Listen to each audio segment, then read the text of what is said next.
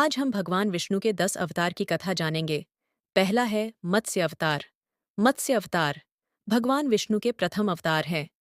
मछली के रूप में अवतार लेकर भगवान विष्णु ने एक आर्षि को सब प्रकार के जीव जंतु एकत्रित करने के लिए कहा, और पृथ्वी जब जल में डूब रही थी तब मत्स्य अवतार में भगवान ने उस ऋषि की नाव की रक्षा की। इसके पश्चात ब्रह्मा ने पुनः जीवन का निर्माण किया। एक दूसरी मान्यता के अनुसार एक राक्षस ने जब वेदों को चुराकर सागर की अथाह गहराई में छुपा दिया, तब भगवान विष्णु ने मत्स्य रूप धारण करके वेदों को प्राप्त किया और उन्हें पुनः स्थापित किया। मत्स्य अवतार की कथा। एक बार ब्रह्मा जी की असावधानी के कारण एक बहुत बड़े दैत्य ने वेदों को चुरा लिया। उस दैत्य का नाम हयग्रीव था। वेदों को चुरा लिए जाने के कारण ज्ञान लुप्त हो गया। चारों ओर अज्ञानता का अंधकार फैल गया और पाप तथा अधर्म का बोलबाला हो गया। तब भगवान विष्णु ने धर्म की रक्षा के लिए मत्स्य रूप धारण करके हयग्रीव का वध किया और वेदों की रक्षा की। भगवान ने मत्स्य का रूप किस प्रकार धारण किया? इसकी विस्मयकारिणी कथा इस प्रकार है। कल्पांत के पूर्व एक पुण्यात्मा राजा तप कर रहा था। राजा का नाम सत्यव्रत था। सत्यव्रत पुण्यात्मा तो था ही, बड़े उदार हृदय का भी था। प्रभात का समय था। सूर्योदय हो चुका था। सत्यव्रत कृतमाला नदी में स्नान कर रहा था। उसने स्नान करने के पश्चात जब तर्पण के लिए अंजलि में जल लिया तो अंजलि में जल के साथ एक छोटी सी मछली भी आ गई। सत्यव्रत ने मछली को नदी के जल में छोड़ दिया। मछली बोली, राजन, जल के बड़े बड़े जीव छोटे छोटे जीवों को मारकर खा जाते हैं। अवश्य कोई बड़ा जीव मुझे भी मारकर खा जाएगा। कृपा करके मेरे प्राणों की रक्षा कीजिए। सत्यव्रत के हृदय में दया उत्पन्न हो उठी। उसने मछली को जल से भरे हुए अपने कमंडलू में डाल लिया। तभी एक आश्चर्यजनक घटना घटी। एक रात में मछली का शरीर इतना बढ़ गया कि कमंडलू उसके रहने के लिए छोटा पड़ने लगा। दूसरे दिन मछली सत्यव्रत से बोली, राजन, मेरे रहने के लिए कोई दूसरा स्थान ढूंढिए, क्योंकि मेरा शरीर बढ़ गया है। मुझे घूमने फिरने में बड़ा कष्ट होता है। सत्यव्रत ने मछली को कमंडलू से निकालकर पानी से भरे हुए मटके में रख दिया। यहाँ भी मछली का शरीर रात भर में ही मटके में इतना बढ़ गया कि मटका भी उसके रहने के लिए छोटा पड़ गया। दूसरे दिन मछली पुनः सत्यव्रत से बोली, राजन, मेरे रहने के लिए कहीं और प्रबंध कीजिए, क्योंकि मटका भी मेरे रहने के लिए छोटा पड़ रहा है।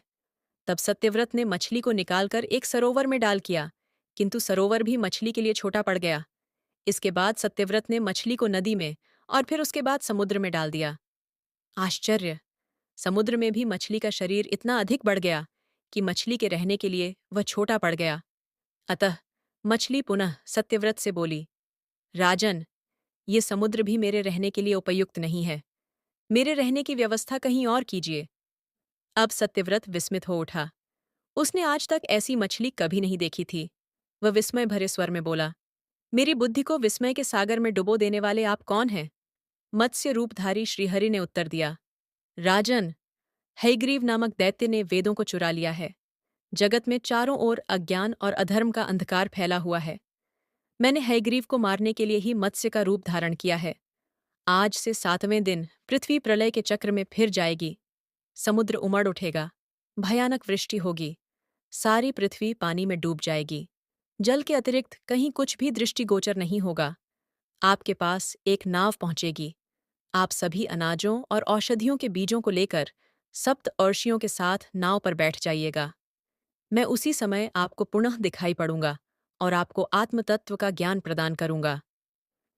सत्यव्रत उसी दिन से हरि का स्मरण करते हुए प्रलय की प्रतीक्षा करने लगे। 7वें दिन प्रलय का दृश्य उपस्थित हो उठा। समुद्र भी उमड़कर अपनी सीमाओं से बाहर बहने लगा। भयानक वृष्टि होने लगी। थोड़ी ही देर में सारी पृथ्वी पर जल ही जल हो गया। संपूर्ण पृथ्वी जल में समा गई। उसी समय एक नाव दिखाई पड़ी। सत्यव्रत सप्त आर्षियों के साथ उस नाव पर बैठ गए। उन्होंने नाव के ऊपर संपूर्ण अनाजों और औषधियों के बीज भी भर लिए। नाव प्रलय के सागर में तैरने लगी। प्रलय के उस सागर में उस नाव के अतिरिक्त कहीं भी कुछ भी नहीं दिखाई दे रहा था। सहसा मत्स्य रूपी भगवान प्रलय के सागर में दिखाई पड़े। सत्यव्रत और सप्त अर्षिगण मत्स्य रूपी भगवान की प्रार्थना करने लगे। भगवान से आत्मज्ञान पाकर सत्यव्रत का जीवन धन्य हो उठा।